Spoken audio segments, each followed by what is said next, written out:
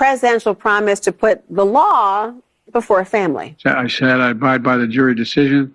I will do that, and I will not pardon him. Letting the world know that he will not wipe away the decision of 12 of his son's peers. Was asked directly, and he has said he wouldn't pardon his son if he gets convicted. Let's wait and see what happens if he loses. Yeah, but he said it. He's going to get pardoned by his dad. There's no question about that. The president has ruled out pardoning his son. Major commitment from the president, accepting the outcome of the trial and also pledging not to pardon his son. So the challenge for him is really to continue to live up to his values when it was really personal, and he did that today. It seems like a pretty normal, straightforward answer, but it takes new weight when we see what Trump is saying about the outcome of his trial, what we're hearing from other Republicans who say they don't accept the jury's verdict here in New York. The contrast is profound. To sit there and say, well, I'm not going to intervene in the legal process, and I wouldn't pardon my son. One side, Democrats and Joe Biden protecting the justice system. And on the other, Republicans and Trump protecting Trump. Our current president of the United States has so much respect for the law that he has said he would not pardon his son. I mean, again, it's all about the contrast. President Biden saying, I will respect whatever this jury decides, versus Donald Trump after he was convicted on 34 counts, saying the entire system is rigged against him. Their latest attack has been that Joe Biden has politicized and weaponized the DOJ, right? That was the whole argument around Donald Trump's conviction. And this week, of course, Hunter Biden was found guilty, and Joe Biden has very clearly said he would not pardon his son, he would not commute his sentence. How stark is this difference? I mean, how can Republicans keep making this argument now that Joe Biden has really put it out there? Where's Hunter?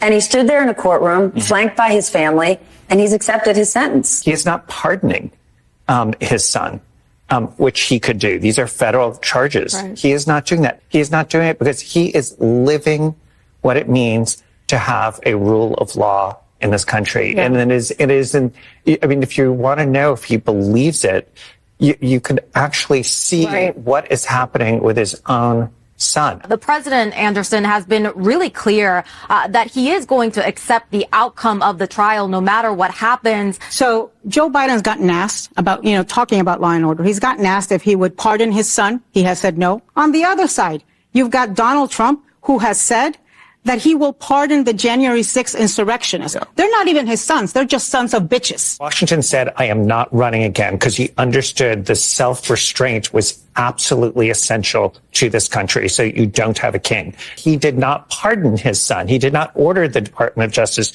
to say, don't prosecute my son. So impressive. Could have ordered the Justice Department to halt the prosecution of Hunter Biden, according to this court. Everyone understands he's a decent man. I think Joe Biden has a chance here to stand up for the rule of law, to say the law is the law, no matter who it is, no matter if it's Trump or Biden. And remember, part of Trumpism's dangerousness is that it tears down institutions, important institutions of our democracy.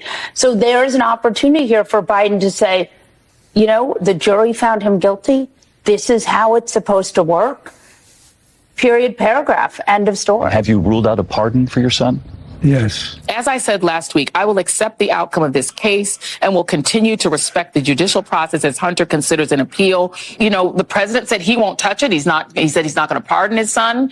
And it seems that Merrick Garland let it go through. How can the Justice Department be weaponized against Trump when all of that is happening? Democrats stand for the rule of law. Remember, law and order.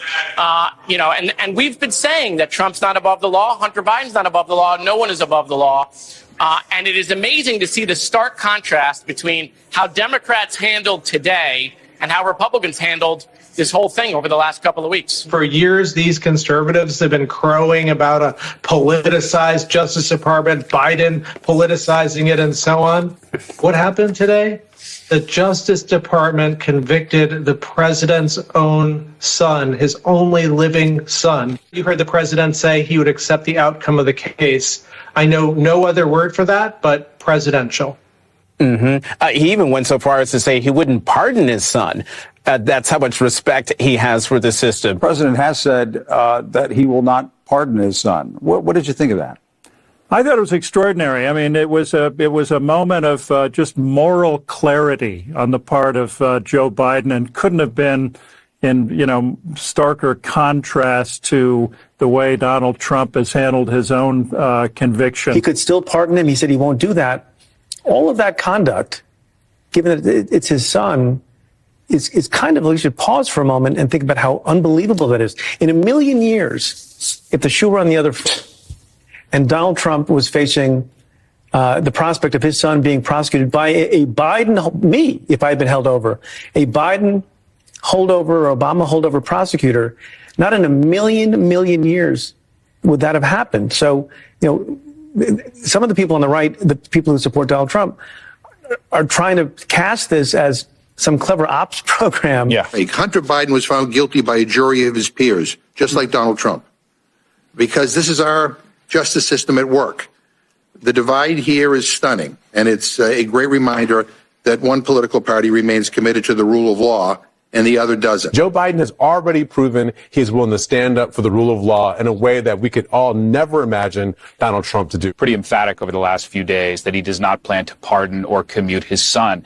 What that really is him saying is, I don't plan to use the powers of the office, the powers of the presidency, to provide private relief for my family. In a sense, he's staking out a pretty bright line between being, as he says, a president and a dad. And that's not just an emotional expression. He's in effect saying, I don't think that I don't have a right, even if it's legal, and God knows it must be tempting, to use this power in a way that is not available to so many other Americans facing similar kinds of struggles. There's a kind of old school sort of flinty core to his conception of how you are to be in the system, how you are to be as a person, a moral person, and ultimately how to contend with questions of power. One of the things that anybody who spends time around Joe Biden comes to know is that he's had this long-running focus on how much he is bothered by abuses of power. Will accept the verdict no matter what it is, and that he has ruled out pardoning his own son. Contrast that from what we hear from Donald Trump. And again, we have to underline, in no uncertain terms, President Biden saying, I will accept the outcome. I will accept what the jury decides here. That's the way our legal system works. And no, I will not pardon my own son if he is convicted. And the contrast is so clear in terms of decency and principle and transactional guidance in terms of how you view the world. It is still a good day for the United States that this conviction is a prime example of the way our judicial system is supposed to work.